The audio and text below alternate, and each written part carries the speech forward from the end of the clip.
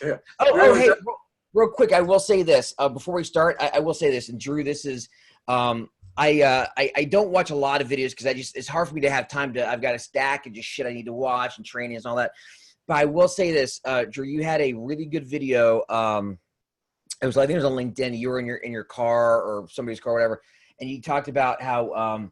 And I really like this analogy. I never thought of it before, but it's really it's very insightful. And so I remember it, and it was basically where you said when somebody gets a mailer or something like that, and they're like, "Well, I never responded to it. These things don't work." And you're like, "Well, yeah, because you're not the type of person to respond to that, but we're not looking to work with you," or something like that. You're looking to work with somebody who would have responded. And so, and it reminded me of the Gary Vee had this quote, and I've used it before. It's like making marketing decisions based off a focus group of one is naive. Yeah, and it reminded me of 100%. That. So that was pretty cool. So, people was like, "Oh, I don't like receiving that type of message. Therefore, no one in my market will." It's irrelevant what we or anyone likes. It's you're trying to go after a big group. Could you not have saved that for the actual podcast? Yeah, come to all right, I will. Let's go. Actually, I will. I 100%. I will use that. I'll be like, okay, let's go. Hello. This is Terry Edwards, Renegade Recruiter. Welcome to another podcast. And of course, we're joined by Drew. And we're also joined by, this is my language, by the way, the legendary, and I use that word loosely, the legendary DSP, or otherwise known as David Patterson. David, fantastic. Thank you very much for joining us today. Hey, thank you for having me, guys. And you're too kind. I'm a legend only in my own mind. So much appreciated. But David, for those that don't know you, just give us an overview of who you are and what you do and who you serve and just tell us a bit about yourself. Sure. Well, actually, I run two businesses. So for a lot of folks don't know, I actually, who know me on the recruitment side, I'm a coach. For those who know on the coaching side, many of them don't know I'm actually a recruiter. So I do both. I run a search firm called the Kineta Group. I focus on SAP and primarily here in North America, mostly US. And so I've been doing that for many, many, many years. And I've been independent now for 15 years, 16 years. And over the last couple of years, I started coaching, helping other search firm owners and independent recruiters develop their marketing ecosystems, and how to sell retained search, not just the marketing of it, but also live on calls, how to sell it, etc. So I do both of those things simultaneously. Drew, did you know that DSP is a competitor then? I did. Funny enough, when so obviously we had you on the show before, but you've bought a few of our courses. You've bought I think DVDs for 3 of our events, and then maybe a couple of Terry's books as well. I did. So I knew the name, but I knew you on the recruitment side, and then I think maybe 18 months ago I saw your Facebook group, and I thought I recognise that name, but I didn't really put 2 and 2 together that it was the same person until the last show we did, I was on, did with Terry, and I realised, that's you. So I didn't know you were a competitor, but I think you're one of the reasons that we love you and we love what you're doing. One, you know what you're talking about, but secondly, I think one of the problems with business in general is people see other people as competitors, not realising that the market's big enough for everybody. Really, 100%. People are going to be drawn to different people for different reasons, and as long as you're doing your own thing, it doesn't really matter. Yeah. Well, yeah, I'm a big believer living in abundance. When I first, I've been recruiting for so long, and I want to get into coaching. So yeah, I was trying to figure out, okay, how do other people coach? Because I was never a coach before. I coached people that I worked for me, but I was never a speaker, never coached anybody outside of that. So I really didn't know how to. And to be candid, I always say I'm a product of the product. So I actually went, in addition to that, I went and spent tons of money in hiring other coaches to teach me how to coach, how to develop a program, how to do Facebook advertising, everything I learned from other people, but then, with regard to, competition, et cetera, the way I look at it, man, is that, and I always tell people, is that when you're polarizing, when you have like a certain style and you have a certain way of doing things, people are going to resonate with you. Certain people are not, or others are just like, yeah, maybe that DSP is not for me. And then maybe folks might look at you like, yeah, it's not for me. DSP is more my style. And there's everybody has their niche. And so I think, you know, what I like about the community, having gone into the community, you know, I've had some relationships with other people. They're in there, other trainers, et cetera. And as I told you guys before, you guys have always been the most welcoming and frankly, the coolest, and dare I say, the most damn good looking trainer I've ever worked with. But also, I'm not here to stroke your egos, because you guys both seem like, you know, really, really humble guys. But I'll get people who in the comments, or so in my Facebook group, the Herc, cheap plug for the Herc, 6,000 member recruiter strong, blah, blah, blah, blah, blah, you know. But if you want to join the Herc, if you're a recruiter, join. But you know, I get people say, why you let other trainers in there? I'm like, well, because they're cool. Like, it's, you know, they're and they provide value, and you know, I'm in their groups. It's not a huge deal, and I don't think that really, you know, if we live in abundance, why worry about this business for everybody out there? And you know, I'm not one to try to cut things off just because of ego or anything else, you know. And like I said, you guys are always super cool to me anyway, so you guys are top notch in my book. Thank you. And not joking apart, you've been very receptive when we've asked to work together. So yeah, so it works both ways. It's interesting that abundance mindset. In what you're saying is, you just believe there's abundance of business out there. There's nothing to worry, and we agree with you 100%. But back to your business. I want to ask a few questions about your business, about the recruitment. Oh, sure. And the other side. But looking at the recruitment business, in terms of sort of salary, what's sort of average salary that you recruit at in that side? On the SAP side, so generally speaking, it's going to be probably as low as maybe 110 to about 150. That's kind of the sweet spot. Sometimes more. Anything below 110 in US dollars is pretty difficult in the SAP space, depending on what you're recruiting for. But generally, you know, 120, 150-ish, 160-ish, that's the sweet spot I generally recruit in for most like line level or kind of, you know, management positions. And then when you get into, say, like director, that's when you start getting like 180, 200, you know, 220, et cetera. All right, excellent. Yeah. So I'm going to sort of talk to you the way I talk to a client. What percentage of the work that you would do on that side would be actually retained, i.e. where the client pays you up front? Probably a third, like 30, 40%. Yeah. And that's actually a misconception too. You know, people always say, well, I push higher level search. And so they always surprised me. I talk about, I do contingency too. And so they were surprised. I said, well, why? I mean, why turn down, for example, you know, I'm all about giving choices. So when you talk to a client, they may be a good client for Engage, but they're stuck in this contingency business. So it's my job to educate them, get them transitioned over.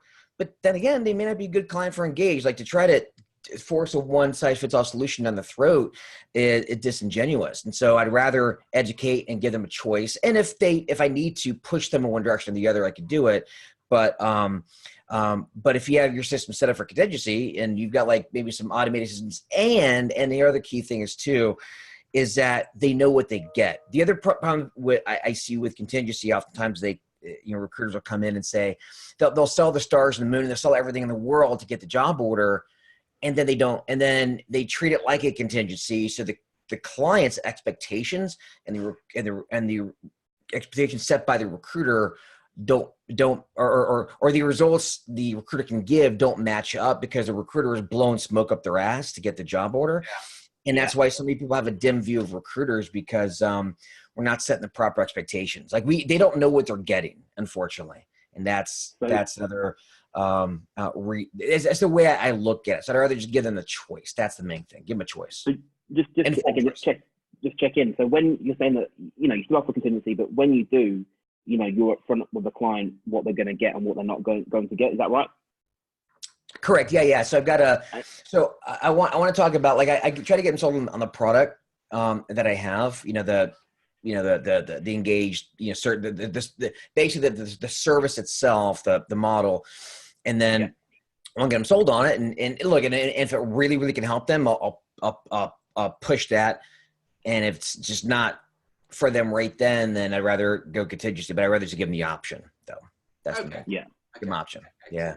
And just from your point of view, what is the main differences that the client will get if if I'm a client and I'm speaking to you and you're explaining the differences between what I'll get with one or the other, what would that be for you? Well, okay, so it's kind of like going to a broker. If you use contingency, if you use multiple contingencies or like a VMS, it's kind of like a candidate brokerage. You're getting the resume brokers. You're getting people that are actively looking, and they could be okay. But if they're consistently having mishires or consistently missing targets or whatever their pains are, usually that can be traced back to hiring, and it can be traced back to how they approach their recruitment services. So on let's say an engaged search or whatever, or retained or whatever you call it, higher level, obviously there's a whole bunch of things you get with it, but there could be a longer guarantee, a more active approach to helping them retain their people, helping them interview. For example, most managers don't know how to interview really at all, or they're just very haphazard. So putting together a process for that, helping put together a social media strategy to help recruit. Obviously there's the deep dive. The other thing, and not to go off on a tangent, but I tend to do that a lot. The other thing that I see a lot of times with contingency recruiters, I didn't really think about this until I got into training and I saw it, was how they sell recruitment is this, right? You get a prospect that has a critical need and it's urgent and they're desperate, and then you put them on you sell a retainer or at least an engaged down payment or to kind of play in that desperation. And you say, well, and not that you say this, but in essence, here's the message. I'm super busy. I'm really good. If you want to buy my time, here's what it takes. And you could do that, but it's not a really great way to sell. I'd rather sell the product and take how I get paid out of the equation, sell the product and service itself. And once we agree, okay, this is what's going to work, okay, then let's talk about terms. And obviously to use this product, it involves a down payment as opposed to contingency. And so I'd rather take the onus off of getting paid, because that's the other issue as well. That other recruiters say, well, I don't have a track record on retain. All right, well, yeah, because the onus is on you. Your onus is on you being on a retainer, right? Develop a product and then get people in on it, even if it's contingency, or exclusive. Just get people in on it and get them to try it out and get testimonials, get a track record, and then you can start. And then now you got a track record for the product. You don't need a tracker for the retained, right? And so it's kind of like, it's kind of like when we all started training, right? In training, we give away so much free stuff, especially initially. Like I want to give, free training because didn't have any business there. And so you want to do as much as you can for as many people to develop that track record. Then when you develop a track record, then you can start charging more and all that, right? Once you're proven. And that's kind of the idea, I think, behind it. But if you put the onus on the retainer, then you can't do that effectively, Yeah, I think, one of the things that we see quite a lot is, personally, I think that retainers are better for you as a business owner, but I think that if you're selling it, that's not the way you have to look at it. You need to look at why or if it's better for the client. And then you need to, when you're talking about retaining to the client, that's what you're talking about, the benefit they're going to get, the level of service they're going to get in comparison to contingent, and really forget about the benefit to you, because that's not, the client doesn't care, quite frankly. It's about getting them results. And also I think it's like, there's a thing I know in sales called ease of possession, where it's where they talk about it's kind of like that, the old adage or the old line you hear sometimes in sales, like, getting started is super easy, right? Just simple credit check, just whatever, right? It's exactly, it plays on that same thing, that ease of possession, where if you get what you sell them on it, and basically where now you bring them in, we're going to take you by the hand. You don't have to worry about trying to set up an interview process. We've got you.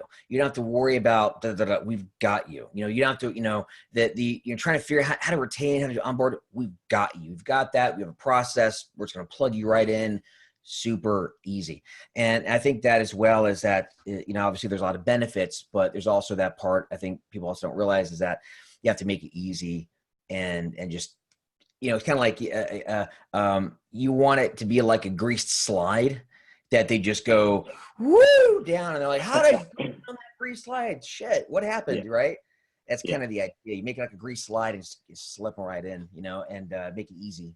That's the big thing. So, okay. So, look, one of the things that me and Dave both love about you is, from the outside looking in anyway, is the marketing that you do. We love marketing. We're big believers in, if you have a good service, if you have a good product, it's your job to push that to the market. So talk to me about, first of all, actually, talk to me about some of the mistakes you made in the early days when you were marketing, and it could be in your recruitment business or in the training side. Some of the mistakes you made when starting out that people listening to this can learn from. Yeah. And I will say this, guys, I'm also on your email list. You guys got some killer emails. I like them. So, so early marketing mistakes. So I would say a couple of things. So again, when I first started, it's kind of like anything else. When you or just like when you sell a retained service or whatever. I hate word retain, higher level, because I don't even like the word retain. People, you develop all this supporting material and this kind of shtick, and then you put it out there, and really two things happen. You got to realize either the product that people don't want it, that's a real possibility, because someone's getting involved in this mental masturbation thing. There's ivory tower of I think that's great. I have it, David. You promised us that you wouldn't swear because you know that we're very precious about this. I hope you're not clutching your pearls. Oh, my stars and garters. I'm sorry. Folks.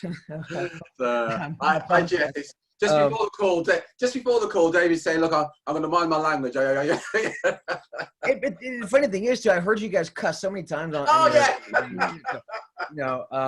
Sorry, David. You carry on. Yeah. Oh shit! I was going to try. What was it? Oh yeah. So think about masturbation. You're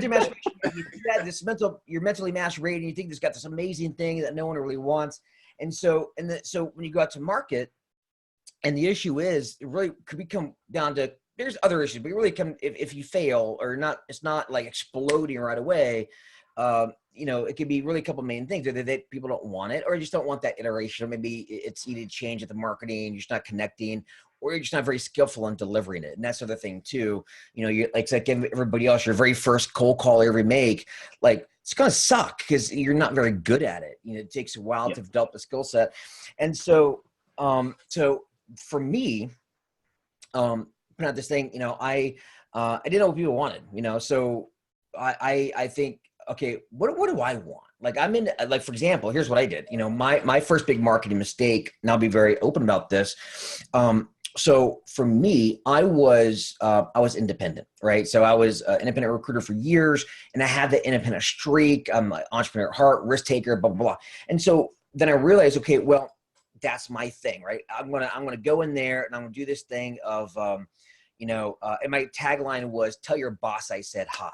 That was my tagline, right?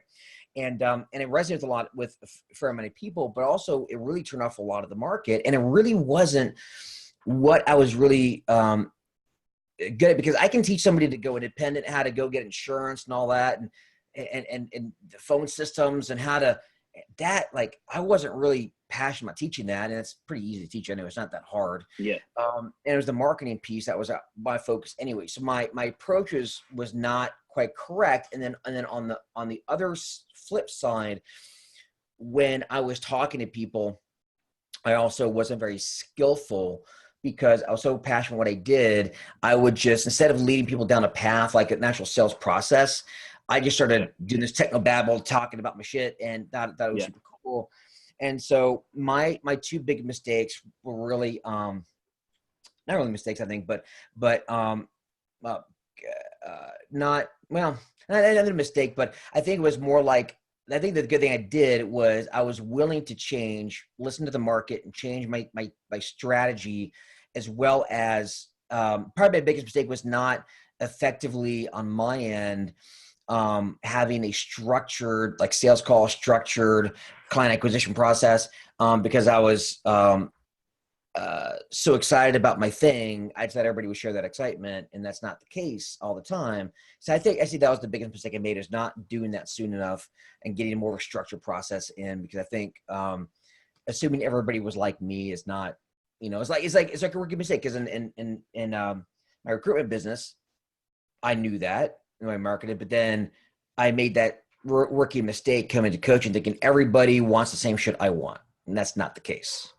Yeah. And that's I'd say that's the big one. So for your audience, the big thing is like listen to market feedback, but allow for the variance in terms of skill set. Because if your skill set sucks, and then you say, well, the market doesn't want that, that might not be the case. You have to figure out, is it the product, is the skill set, usually a combination of the two. Yeah, yeah. So what was it about recruitment that made you want to go and get involved in coaching? Candidly, I was sick of recruitment. I was sick of talking to developers all day long. I was making money, but I just I've been through periods of heights and then depression and just, slumps and then huge billing years and kind of all in between. And so for me, what did it for me was, I want to quit being a telemarketer. I want to quit being, because that was what I was for a long time. I wasn't very skillful. I developed kind of I don't know. It's kind of like, I developed it okay. Like you can develop an okay skill set at anything if you don't have any structure, but it's the once you put structure to it and that can really like skyrocket, and people don't realize that. Like I think natural salespeople have a disadvantage because they're kind of capped because they don't really break down what they're doing. But then the other, but so for me, it was kind of the frustration there. And so I got into more sales training, and then I got into marketing training, initially just to maybe start doing some content. And then it just kind of snowed, because then I got into, I started becoming very interested in it, and then got more into that. And then I started thinking, well, shit, I think other people would want to, because it was working, doing well with it. I thought, well, I think other people would want to know this, and I want to try my hand at training. And I got sucked into a Russell Brunson ClickFunnels webinar once. And as I think we all been there. Yeah. I think a lot of us, we got sucked into that. And so that the Iowa boy charm of his. And so I'm like, all right, let me do this. And so I went out, and so like in a bit, so you competitive analysis, right? What are other people doing? So we looked at like guys like you guys were big. I bought a couple of your programs. I did looked at Word Ripper. I looked at and some of the, because I realized too, it was weird. A lot of the U.S. trainers weren't doing this. It was mainly U.K., which is the crazy thing. I never thought about the U.K. market really until that time. Because for me, it was like Jeff K, Scott Love, Mike Gianta, and those guys weren't really kind of in that digital space as much. And so, but so I started looking at those, and then kind of, a lot of it was kind of not blindly feeling around, but trying to figure out, okay, who am I? Where do I fit in? And that was when I came up with my first conventional products, kind of my first social forays into it, and obviously made mistakes, adjusted, and I think, but that's kind of what really developed it. And then what happened was, the interesting thing was that the more I got into this, the more it made me more passionate about recruiting, and the more it made me better. Like the more actually it made me better at the thing I was teaching. And then that was really, I didn't think that would happen, but it made me so much better at it. Because I was breaking it down more in ways I never thought. And so it really kind of fed each other in a lot of ways, which I thought was an interesting development, and it kind of rekindled my passion for it. Cause I think for a while, I kind of didn't hate the business, but I was sick of the grind, and doing the same thing every day. So that's long story short. That's what kind of led to what I do now, really. Okay. Yeah. And one other thing too, and a deep-seated need for love and attention, because I was not loved enough as a child, and so this is my surrogate family. But there comes the moment you start marketing. I think people need to be aware of this. You're gonna get people having a go at you more than any other time. Yeah. Well, especially initially, like crazy thing is when I first came out, I got so much hate, but then it dies down because I think, and I always tell people, the most hate you'll get is when you first do it. And then it'll eventually die down. Yeah. People say, okay, you're here to stay. But it's like, I think it's like that. It's like that, the crabs, you've heard of the crab. I know you guys have heard of the crab in the bucket analogy, a crab, you don't need to put a lid over crab in buckets. You just let them alone because the crab tries to crawl out. The other crabs will pull them back in. Eventually, if a crab get far enough, then they'll quit trying to grab the crab. But I think a lot of people don't have the guts, the sticking power to get past that point because they're afraid of a few mean words. And I had a lot of mean words thrown at me initially, and luckily I said, fuck them, and I doubled down. Hang on a minute. I'm clutching my pearls again. Oh man. Stars and garters. So, look, talk to me about that. So, a lot of our clients, I'm sure you're the same as well. You say, you need to market your business, need to push yourself out. And the thing they're scared of most is that hate, that inevitable criticism you're going to get. So how did you, or what advice would you give to somebody who, they want to put themselves out there, they want to be a bit more themselves, I guess, but they're scared of pissing people off. How did you deal with that? What advice would you give to people like that? I think having a structure, that's a big thing is like, people like, see, it's weird. It's weird. Like dichotomy, right? Go be yourself. But if you just be yourself, no structure, then you're quickly going to crumble because you need it supporting like lattice work or framework. And so, but if you are too structured, you try to be like everybody else, and you're not being yourself. And so it's that weird dichotomy. And so I think you have to take a step back, learn some basic marketing principles for one. I mean, that's recruiters are really bad at that. But then develop like, okay, here's what I stand for. Here's my messaging. Here's what I truly believe. And then what will happen is once you really figure out what the value you truly offer, then you start to believe it a lot. And the more you believe it, the more, and then the more when you're yourself out there, the more you've got that belief structure, that lattice work that'll basically kind of give you foundation for when you get those barbs and the hurricane winds and the earthquake of all those people, basically calling you names or saying that you're a piece of shit. You'll have that lattice work in there to have that foundation to see it through. It's kind of like, I'm not religious at all. It's not my bag, but I can appreciate, early Christians, before Christianity was really a thing. Those early Christians they were preaching the word. They believed it so strongly. They had that foundation that didn't matter that they were getting persecuted. They stayed the course. And even though what they were preaching was radically different than what everybody else is doing, and it's that same thing you got to have. So I think for the advice I would give is before you start going out there and doing shit, take a step back and do the internal work first and develop a structure and a framework so that you can hold on to, and then it'll give you kind of that belief system. And that will at least help you weather the storm when you go out there. And the other thing, and also having some sort of structure, like a sales structure or whatever it is, would also give you those initial wins, because those initial wins will put some wind in your sales too. You need like this first initial wins, and also there's more than one thing, but also being cognizant of what a win is. So for example, now this is something that it may be weird, but I draw a lot of analogies between young men picking up girls and this business. It's something that I think about this today. Yeah, it's doing pickup, right? It's very, very similar, because I was in that space for many, many years. I saw friends who teach pickup, who teach dating, men's dating. It's given a bad name, but I think it's very vital for men's mental health, right?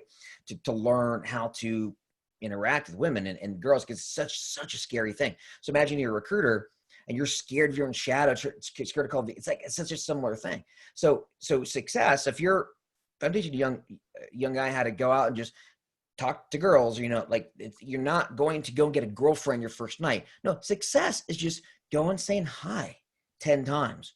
And that's it. That is a success. That's a win. All right, let's build on that. What's the next win?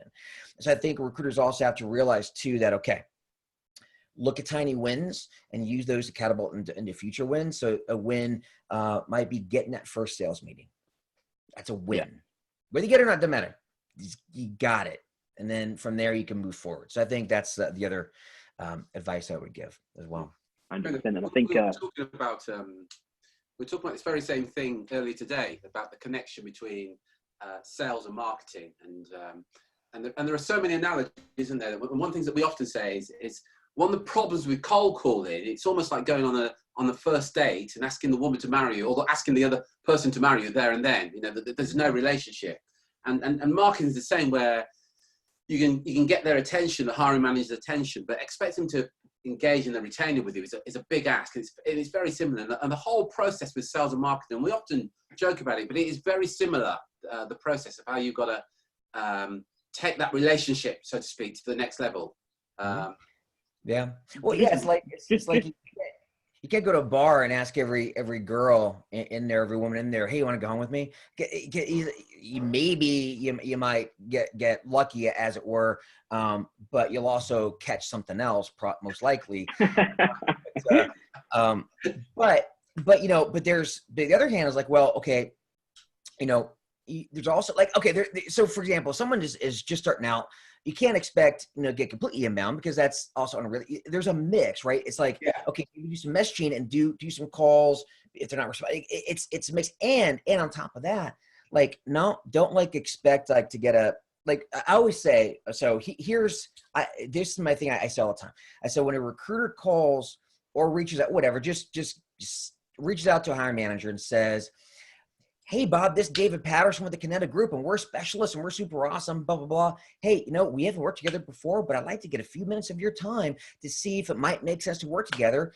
Sounds reasonable. But to them, they hear, hey, do you mind if I waste 15 minutes that you don't have so I can pitch you on the same shit that you're currently getting right now that you're not really that happy with anyway? That's like, right. No, so offer something of value, right? Even just like a little tip or whatever, just obviously that's in a vacuum. They never heard of you before. The more you have your content out there, marketing and all that, then it gets then you don't have to do that as much. Brad Pitt walks into a bar, gossip the first woman there. He can ask anyone. Yeah. He's good to go. But for the average guy, all right, maybe you're not Brad Pitt yet. Maybe word hasn't gotten around. You're awesome. Have the looks on that. But so maybe offer something value, which is conversation value, like you have positive emotions, right? And then before asking for anything, right? So it's kind of that same principle for a recruiter. Like, what can you offer to get the meeting? And then once you get a meeting, then kind of skillfully nuance and use it, skillfully kind of leading them down a path to where using you is kind of a no-brainer. But you're never going to get the option if you're going out just like, hey, got any needs? Want to meet? Yeah. That's and unfortunately it's the other thing too, not to go on a tangent about this, but I hate this shit. The more I get into training, the more I've seen like a lot of patterns, as I'm sure you guys, because you've been way longer than I have, but you tend to see things like this monkey see, monkey do attitude, right? Where recruiters, every recruiter's a specialist. So now I got to be, that's my thing, right? It's my value. Or every recruiter says, I recruit passive candidates. And every recruiter says it, even though our clients, half of them don't even know what that means. Or they don't care because they're not educated on it. Or the cold calling thing. Well, Bob, he cold calls all the time, so he's a big biller on it. I don't do the same thing. It's just, I got to make more cold calls. But you're not putting any thought into, what am I doing? How is it affecting the people I reach out to? What's their psychology? What do they hear when I talk? But everybody just kind of monkey see, monkey doing all over the place. And it's like content, right? It's like, how many pieces of super generic ass content are out there nowadays? And everybody's just producing more. It's like, man, do something a little different. Like the content you created 5 years ago was great because no one was doing it, but now everybody's doing it. Okay, then what can you do differently? Yeah. But again, people are. But that's the thing that goes back to what we were speaking about before. I think people can produce different content, but they're so scared of being different and being criticized for it that they don't. They think I'm gonna, if recruiter A is doing that, I know that if I do similar, I won't get criticized. So they stay within their sort of comfort zone, not realizing that, what they really want is this business that stands out, but everything they do makes them blend in. Yeah, 100%. It's like, I use this analogy my earliest webinars. I haven't done it in a while, but it was, have you guys ever heard of, what's it called? Not your father's root beer. You ever heard of it? It's like an alcoholic. I've heard you talk about it in a video.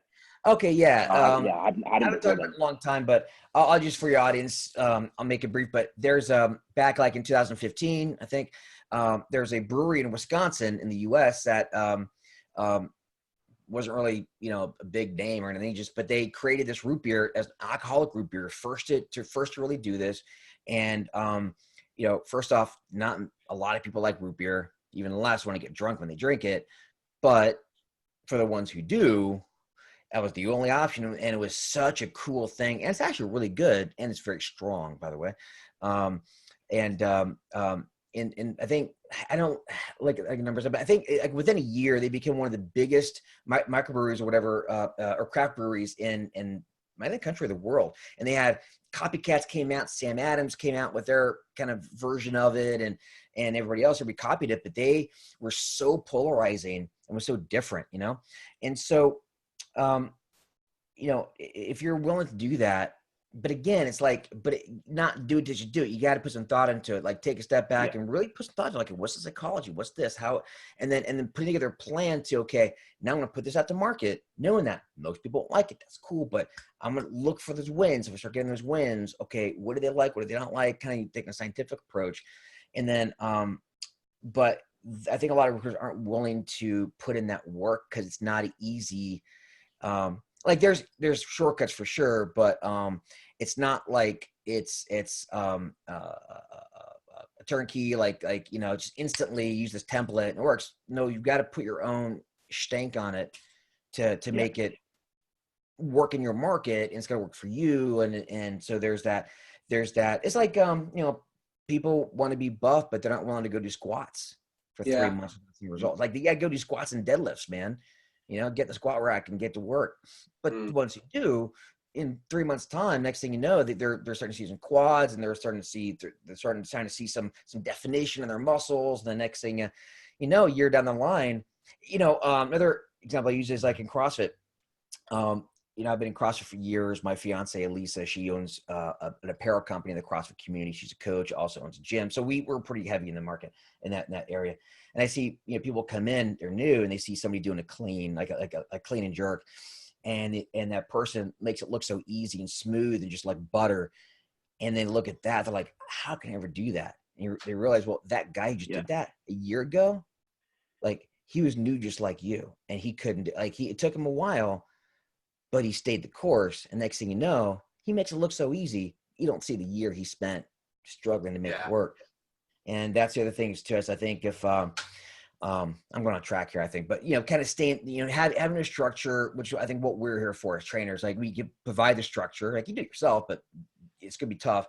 We can provide the structure and the path, and maybe a little bit of fire into your ass to get it done. At the end of the day, you gotta walk the path. And then when you finally break it or make it, and then now so you have something like really cool, like it's collecting in a bottle for your firm that you've got, your other competitors, other people that look at it and try to copy you, not realizing they need to go through that same process to create their thing. And I think that's a beautiful thing for folks that we work with. The folks that we work with recognize that, and they've got the guts to go through the fire, because the fire they go through is the barrier of entry for their competitors. And that's what I think the beautiful thing about the people we work with, because they get it. They get it. Yeah. What a quote that has stuck with me from a guy. Do you know Dan Henry? Well, no, Dan Henry. No, Dan Henry. He's local to me. Yeah, I've met Dan Henry a few times. Yeah. So he said, he was asked once, what's difference makes difference, that sort of question, and he said that he. So for those listeners, is really successful entrepreneur, multi-million-dollar business. But his sort of thing was that he would always look for looked to do things that made him uncomfortable, because he knew that the more uncomfortable shit that he could do, the more things he could find that his competitors weren't willing to do. Mm-hmm. There's a similar thing to what you're talking about. Like, yeah. You need to do the uncomfortable stuff to separate yourself from the pack. And yeah. Well, it's like go back to pickup. I love the analogy because I've was in a lot of women don't understand, but for young men, it's literally one of the scariest things a young man can ever go through is just walking up to a girl and talking to her. But so what we would do is we'd have guys go to the mall and give random people high fives just because it's uncomfortable. Yeah. But you got to break out of that. Like, you realize, oh, I didn't die. In fact, I just gave 10 people a really cool story. Some guy just walked up to me, smiled and high fived me and walked away. Like, wow, you just made my day. And you actually made someone's day brighter. And you realize that in fact, I told my daughter this, who's 12, she's the age where she gets embarrassed about shit. And I was in a grocery store, that's last week. And I was trying to embarrass her. I was singing really loudly, just, messing with her. That's what dads are for. The dads are for embarrassing kids. And I told her when I was like, look, Nika, her name's Nika. I said, Nika, here's a really important lesson. You're not going to get it right now. You're not going to really get it, but I'm going to tell this to you because you'll remember it later. I said, when you're young, you're worried about everybody thinks about you. When you're older, you realize that, or you stop caring what people think about you. And when you're old, like your old man here, you realize that no one was thinking about you to begin with. Absolutely. Yeah. Yeah. And that's when you're truly free. Yeah. Absolutely. Yeah. Brilliant. Absolutely fantastic. Some real good. I've got so many questions to ask you, but we're kind of running out of time. But I can go on forever. You guys, it's always good talking to you guys. And I will say, I've got a podcast coming out. Especially coming out already. I've just sort of delayed on it, but in a couple of months, I'd like to have you guys on too, if you guys don't mind. Yeah, as long as you don't mind the bad language and you're not going to clutch your pearls with Blair. No, you can go to town. I encourage you to. And also for your listeners out there who haven't gotten in on their products, is I can tell you, I've listened to their products myself, the training stuff, at least they're from a few years back. And shit is gold. So, we both have different styles and all that, right? So I've got my style, they get their style, right? But I got to tell you, about all the people I've ever looked at, saying I've always respected these guys the most. So if you haven't at least looked at their stuff, or you're on the sidelines thinking whatever, you can figure it out on your own. You probably can, or maybe you could, but it might take you a long time. But at least book a call, get on the phone with these folks and talk to them, because they know what they're doing, and they're good looking to boot. Oh. So that's not, I'm insane. High five, Dave. But yeah, hey, tell us about your Facebook group. Oh yeah. So it's the Headhunter and Executive Recruiter community, known as the HERK, HERK for short, and it's on Facebook. We're at about, I think, we passed 6,000 members a few weeks ago, and lots of free training. You guys are in there as well. Lots of free training. Lots of the great things is people post a question and somebody answers. And I do sell my shit in there occasionally. And I'm also cool with you guys selling there too. That's totally cool with me. But I think you guys are probably the only trainers that'd be okay with selling shit in there directly. But the cool thing about it, though, it's not overly salesy, because if you post a question in there, you'll have 15, 20 recruiters come out of the woodwork giving their opinion, and some good, some bad, but at least you'll get advice freely given, which is pretty cool. It's a nice community. Yeah. And I'd say me and Terry both members. There's some really good discussions going on there, and a lot of good advice. Not from David himself, but just the other recruiters in there. Not just from David. Not just from David. From the other recruiters, there's smart, experienced guys and girls in there who they've got their own take, and it's not even that I agree with their advice, but it's still valid advice and stuff. Actually, that could work. And it's a good group. So if you're not already in, go and check that out. Also connect with David on LinkedIn as well if you're not already. David, just very quickly, how are you identified on LinkedIn? Is it DSP David? If you look up just David, you look up. Well, I'll go with David Stephen Patterson, but look up David Patterson. Sometimes I regret doing the DSP thing. But yeah, so David Patterson, find me there. Pretty easy to find. And one thing I will say as well, just kind of go back to the group real briefly. I know we're running short on time, but you go in there and look at advice. We get differing opinions. Even ours, we also, I think we're probably 90% aligned, but we'll probably have 10%. We have different opinions on things. But even with that, like there's no ultimate truth. I mean, there is to a certain degree, but it's fuzzy, right? And so, again, it comes down to you employers saying what's true for you may not be true for somebody else. So, find somebody within the group or outside of you guys or me or whoever it is. Find somebody that you resonate with, because it's not so much about having somebody who has 100% the answers. It's having somebody who at least knows the path that could point you in it. Yeah. And then, and then you're gonna kind of find your own way. And you have to drink water from a lot of wells. Yeah. Not just one. That's a really good point. Brilliant. Yeah. I must just quickly tell you this story, David. Yeah. Drew always calls you DSP. Yeah. So here Drew will go, we must arrange an interview with DSP. And I go, who the fuck's DSP? Who's DSP? It's happened about half a dozen times. He goes, DSP. He goes, David, oh, yeah. But it started as a joke. I was literally, it was, I think I said it in a couple of videos, this is your boy DSP coming at you live, just being like silly. And then it just stuck. And then, because I was in art class in high school. I used to want to be an artist for a while, and I was a very poor artist, but I would sign my, my artwork DSP, because for anybody, this is really obscure, anybody who's familiar with Samurai Cat. Remember Samurai Cat? Anybody? You guys, all right.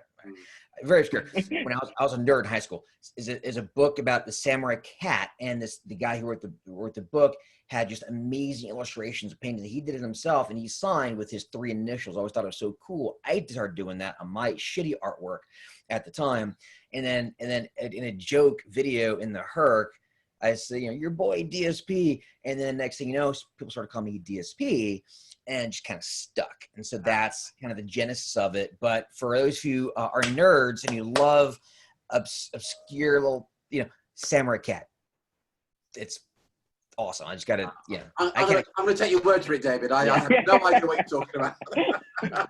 The cat who's a samurai. What is not to get? It's, you ever seen a samurai cat before?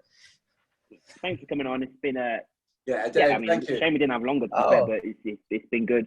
We'll definitely get you on again, and we'll look forward to your podcast coming out and being guests on that too.